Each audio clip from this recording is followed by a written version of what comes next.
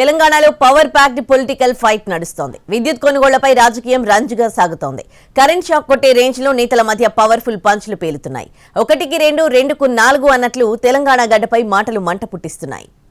విద్యుత్ కొనుగోళ్లపై విచారణ వ్యవహారం తెలంగాణలో పొలిటికల్ రచ్చ రాజేసింది. బీఆర్ఎస్ హయాంలో విద్యుత్ ఒప్పందాలపై ప్రస్తుత ప్రభుత్వం విచారణ కమిషన్ వేయడం సంచలనం రేపింది. అయితే జస్టిస్ నరసింహారెడ్డి కమిషన్ కు వివరణిస్తూ మాజీ సీఎం కేసీఆర్ రాసిన 12 పేజీల లేఖ మరింత సంచలనం సృష్టించింది. అటు ప్రభుత్వాన్ని ఇటు విచారణ కమిషన్ తీరును కేసీఆర్ తీవ్రంగా తప్పుపట్టారు. రాజకీయ వేధింపుల్లో భాగమేనంటూ తీవ్ర ఆరోపణలు చేశారు కేసీఆర్. ఆ తర్వాత కాంగ్రెస్ బీజేపీ నేతలు కౌంటర్లివ్వడంతో పొలిటికల్ హీట్ పెరిగింది. అయితే కేసీఆర్ రాసిన లేఖపై విచారణ కమిషన్ చైర్మన్ జస్టిస్ నరసింహారెడ్డి స్పందించారు. కేసీఆర్ లేఖపై నిపుణులతో చర్చిస్తామన్నారు. లేఖలో పలు అంశాలను ప్రస్తావించారని, కేసీఆర్ చెప్పిన వివరాలను వాస్తవాలతో సరిపోల్చాల్సి ఉందన్నారు జస్టిస్ నరసింహారెడ్డి. బీహెచ్ఈఎల్ ప్రతినిధులను కూడా క్లారిఫికేషన్స్ అడుగుతామన్నారు. మరోవైపు విద్యుత్ కొనుగోళ్లతో ఎక్కడా నష్టం జరగలేదన్నారు మాజీ మంత్రి జగదీష్ రెడ్డి. గతంలో అంగీకరించి ఇప్పుడు అభ్యంతరాలేమిటని ప్రశ్నించారు. ప్రభుత్వం ఏర్పాటు చేసిన కమిషన్ సరిగ్గా వ్యవహరించడం లేదని ఆయన మండిపడ్డారు.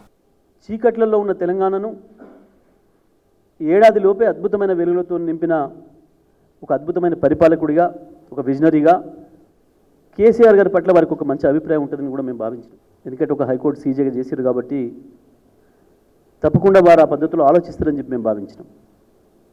కానీ దురదృష్టవశాత్తు వారికి మధ్యలో ఏవో కారణాల వల్ల వారి అభిప్రాయాలు కాంగ్రెస్ పార్టీ నాయకుల అభిప్రాయాలకి, బీజేపీ నాయకుల అభిప్రాయాలకు అనుకూలంగా మాన్యమైన విషయాన్ని 11వ తారీఖు నాడు విలేకరుల సమావేశంలో వారే బయటికి చెప్పుకున్నారు.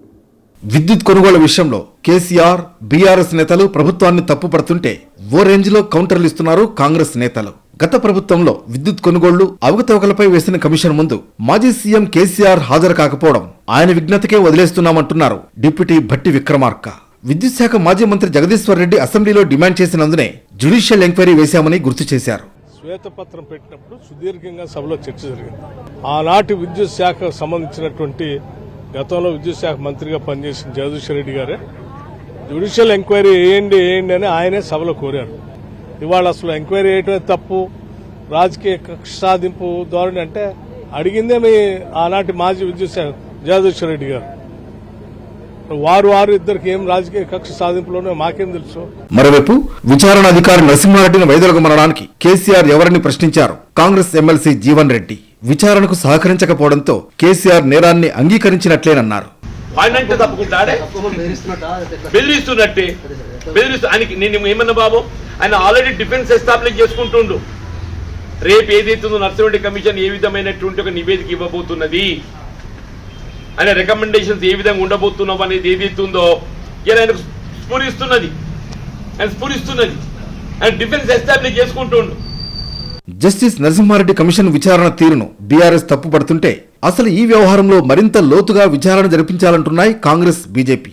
పవర్ ప్లాంట్ల నిర్మాణం, ఛత్తీస్గఢ్ తో ఒప్పందాల్లో అక్రమాలు జరిగాయంటోంది కాంగ్రెస్. రాజకీయ కక్ష సాధింపు అంటోంది బీఆర్ఎస్. నిజానిజాలు జనం ముందుంచాలంటోంది బీజేపీ. మొత్తానికి తెలంగాణలో జరుగుతున్న పవర్ఫుల్ పొలిటికల్ యుద్ధం ఏ మలుపు తిరుగుతుందో చూడాలి.